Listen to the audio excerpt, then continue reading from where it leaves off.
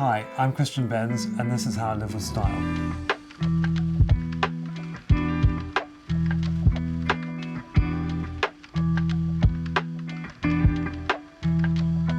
I'm an interior designer, and welcome to my flat in Battersea. We bought this apartment a little over 3 years ago. We had grander plans for renovation, but as luck would have it, bureaucracy stood in the way, and we had to lean into some of the quirk and charm that came with this period property. We have a saying in the studio, which is establish first what's right for the home, then what's right for the client in terms of practicalities, and then figure out a style that works for both. And this apartment really put that motto to the test, mainly because a lot of the spaces were really quite small, which meant that we had to really sort of balance what we wanted versus the practical element, most of which was what happened in the kitchen. If there was a room I would pat myself on the back for on a daily basis, it would be this room. The kitchen was a make or break for us. Originally the plan was to knock through this room into the bathroom and create a far larger space. But we want to make sure that we can get this room to work as it is without any structural renovation. As a small little room, we wanted it to function exclusively as a kitchen without any overflow into the dining room space. So we literally had to do millimetre by millimetre to make sure we can get in a full height fridge, that we can get in a dishwasher, and obviously all the rest of the mod cons you need with the kitchen. We did have to make some sacrifices along the way. We went from a 4-plate stove to a 2-plate stove, which actually I think they should make a comeback, because I don't know anyone who uses 4 plates on a stove at the same time. That doesn't mean that we have turned our back on coffee, which is life. And yeah, so hence we've sacrificed the stove in favour of quite a large Smeg coffee machine, but you know, you've got to pick your battles. When it came to looking for inspiration for this kitchen, we did have to look further afield than your typical English kitchen. Even though it's a lovely Victorian property, I think it is quite unique in how small this kitchen is. So we turned our attention to sort of the New York sort of loft living and drew quite a lot of inspiration from that. You know, you had to really look at like what was physically practical and what was actually just a nice to have in terms of aesthetics. Like for one, we decided to reorientate the taps to the side because I felt like if they were off-centered to the window, it all just might start looking a little bit visually cluttered. Building on from that, we added wall light to the side, which purely cosmetic, but it does sort of add quite a nice little glow at night if you're entertaining, and this becomes a bar rather than a kitchen. And then to hide the boiler, because obviously that's a consideration you have to make, we had our joiners build this sort of tongue and groove clad box that we popped a large format marble tile on. So it sort of feels a bit luxe without being super expensive. Takeaway lessons from designing this kitchen is one, obviously, practicality is key. I think, you know, even if we don't use this kitchen much, it is good to know that you can sort of like hose it down almost. I didn't feel that we needed to spend super high end going bespoke on a kitchen. The kitchen itself was actually from Wren, so relatively inexpensive high street kitchen. We've got the worktops from there as well. And then we just dickied it up with Devol and some sort of like more sort of high-end suppliers. So we got Devol taps, Devol handles, and that sort of just added a continuity in the metal finish, and then just sort of like accessorized the kitchen slightly to make it feel a bit more luxe. I think one of the hardest things to do as an interior designer is definitely design for yourself. And when I did the last apartment, I realized that you not only have to give yourself a brief that you could stick to, but sort of commit to one thing in the room, get that thing in place, and then you can just figure the rest of the room out from there. In this room, I decided to just lean in to the idea of opposites. So we went with a tilt-top table in leather with their 1970s tulip chairs, which have sort of Marmite responses from people who see them. As friends, we call them the white, ugly plastic chairs. But I think they work and they sort of set the tone for the sort of contemporary meets traditional dining room. Part of the original plan for this was actually to turn this room into more of a sort of snug family room. We didn't actually want to have a standalone dining room. And so we wanted to make sure that it felt not just this formal stuffy space. So the idea of like merging these two quite sort of opposite worlds, it just allowed for a slightly more eclectic, layered room that didn't feel sort of one way to the other. So whether or not you're dining nighttime or you're having breakfast, it sort of felt like a transient space. And then yeah, from that we just then started layering with art. Obviously there's art on every wall in this apartment, and the pieces chosen here sort of balance that classic, sort of more traditional feeling, with then some more contemporary pieces, and we've got Princess Margaret there to look over us as we eat. I've been told somebody, I don't know who it was, I can't remember, said never have books in a dining room, and we broke that rule massively. So yeah, we open shelving, sort of come library, come display, and it's become not quite a dumping ground, but it's sort of become a home where sort of everything that is sort of personal or, you know, a little tic-tac here and there that doesn't quite have a home sort of finds itself on this bookcase.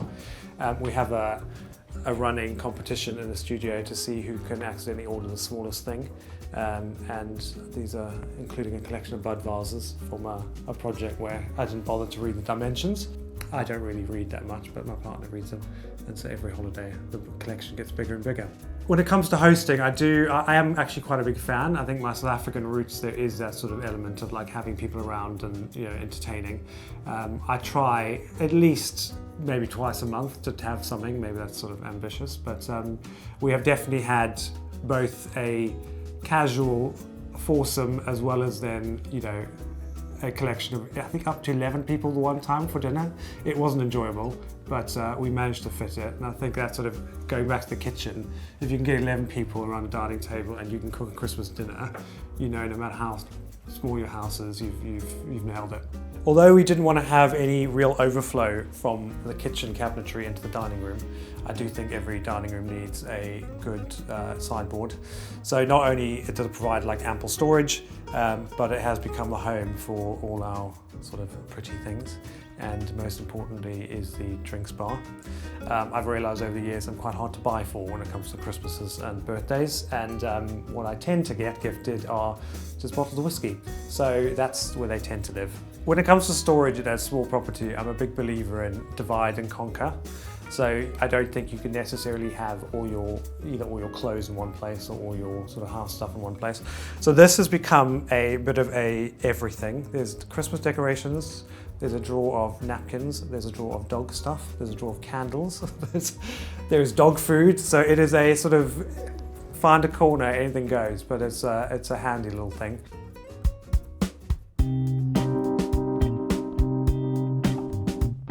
Technically this is a 2-bedroom flat, and we debated for quite a bit of time whether or not to turn this room into a bedroom, but we opted to use it as a study rather. I'd rather have rooms in a house that you use rather than rooms you just look at. Not exactly the most well-lit room in the house. The view out the window is not exactly giving much. It sort of led us to select the piece of artwork that we got hanging on the wall. I always think when it comes to selecting pieces of art and sort of knowing, you know, what should go where, I think one should ask what the artwork is doing to that room or what the room needs. And in this room, we actually needed a view. So the piece we got here is from a New York-based photographer, Natalie Abradovich, and it's a scene of a beach club in Capri. In the whole vein of trying to find antique or rehome pieces rather than buying new, we actually lucked out on the desk, Facebook Marketplace find, Soho Home Desk, which is pretty handy. We wanted something that sort of blended the line between like that mid-century and then quite English feeling. When it comes to finding antiques and looking at places like Facebook Marketplace or just online, I do think it has to become a bit of a daily habit. It definitely is a sort of late night trawling, so you replace the Instagram scrolling with antique sourcing, and you've got to just commit. If you see something you like, commit, because chances are it won't be there tomorrow.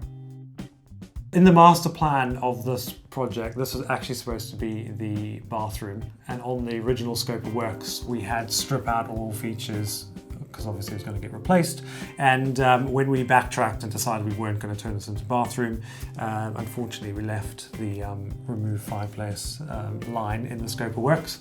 So quite surprised to find we had the fireplace removed on the first day of the renovation. But actually what it did is it meant that we could open up the chimney breast a little bit more to give us a bit more space. And it just sort of leans into the fact that now we have a different fireplace in every room. So it's got its own sort of charm. Almost disproportionately to the size of some of the rooms, the ceiling heights of this apartment are really quite generous. And I think it was this living room which really sold it to us. As part of the original plan for the renovation, we were going to do quite a lot of structural work on the other side, and this room was one of those rooms that was actually going to remain predominantly untouched. And there was something about the sort of charm of the sort of original features that we wanted to maintain. And when we had to veto and sort of slightly pivot on our original idea, we sort of wanted to maintain the essence of this room as that sort of quite English feeling period property, and we sort of rolled that out, and that really informed the design language for the rest of the apartment. One of the big things that we had to work around was the fact that the fireplace is actually off-centre. We sort of had to lean into that. I think if money was no object, we may have looked at perhaps redoing the fireplace, but we wanted to keep it humble. And that then informed how we disguise the sort of awkwardness of the room. I think that's a common thread throughout this renovation project. And one of the ways of doing that was to have artwork that sort of went above and around the fireplace rather than just placing artwork above. We opted to do it's a metal decorative panel from Habitat. I think they sold them in the 70s, I believe. And we chose it because there wasn't a focal point within the artwork itself. So actually just blended in with the other artwork around the fireplace, so we weren't sort of creating these sort of zones that would have otherwise thrown off the room itself. Talking about focal points, I always think, if possible, a room should have more than one, and diverting attention away from the fireplace is this cabinet that we had made for the 2023 Wow House. The inspiration for that room was sort of London meets safari, so there was this like merging of sort of English sensibility with then African flavour, and we had Tess Newell paint these African wildflowers on there. And the handy thing is now we've adapted it slightly to sort of house the television, so that neatly folds away when not in use, which is mega handy because no one likes the TV on show.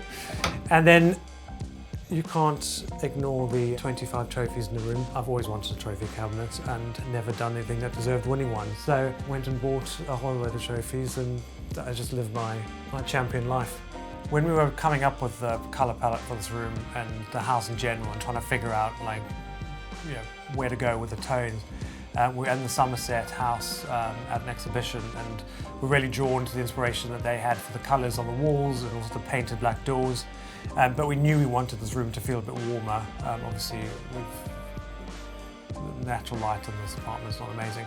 So we opted to paint the ceiling in a London stone colour, I believe it's Farnball, which just adds a bit of warmth all over. So any time of the day you sort of get that warm glow. I wouldn't necessarily say this apartment is true to our studio style. I think typically we are a little bit more tailored and slightly more refined. But the brief was to sort of lean into this idea of like cluttered charm, and I think the success of creating that in an interior is to make sure that there's an element of like designing with purpose and selecting items with purpose. So whilst there may be a lot of things in this apartment and there's sort of like layers of stuff on stuff, I think there's always a reason and a rationale behind something. And I think that then separates a sort of like hoarding mentality with then just sort of that cluttered charm. And I think you'd be amazed at how much you can layer a space if you're thinking about the intention behind something, and that every single item has a purpose, no matter how small.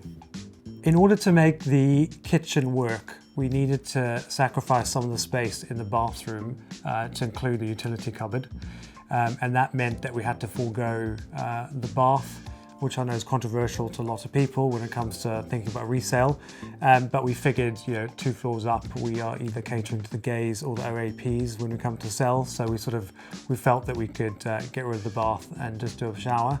So there are a couple of things in this apartment which I've sort of dragged along with me as I've moved from, arriving in London with a suitcase and not much else to the odd house share to then finally owning your own home.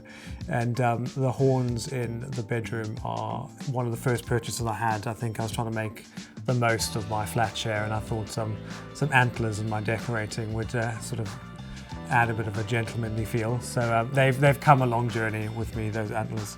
Thanks for watching. Glad I got to show you my apartment. And don't forget to subscribe to the Times Life and Style YouTube channel.